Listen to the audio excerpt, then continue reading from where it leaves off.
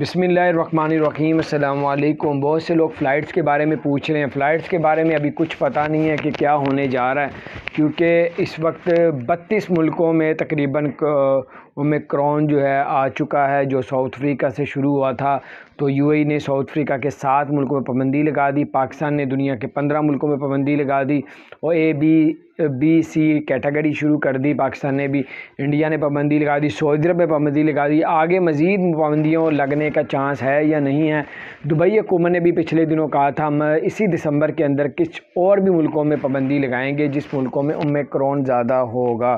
India میں بھی شو ہو گیا، پاکستان کے کراچی میں شو ہوا ہے، دبئی میں شو ہو چکا ہے اومیکرون، اور بہت سے ملکوں میں، تو یورپ میں۔ تو اسی طرح اگر آپ لوگ چاہتے ہیں کہ آپ کوئی پریشانی کا سامنا نہ کرنا پڑے، آپ نے جانا بہت ضروری ہے، یا آپ مہینے بعد جو جانا ہے، آپ لوگ اگر بہت زیادہ ضروری ہے آپ کا جانا ہے، تو آپ پھر 10-15 دن پہلے کی ٹکٹ بک کروا کے پہلے سفر کر لیں، تو یہ نہ ہو پھر بعد میں کوئی فلائٹ بند ہو تو پھر 6-8 ماہ بند رہتی ہے۔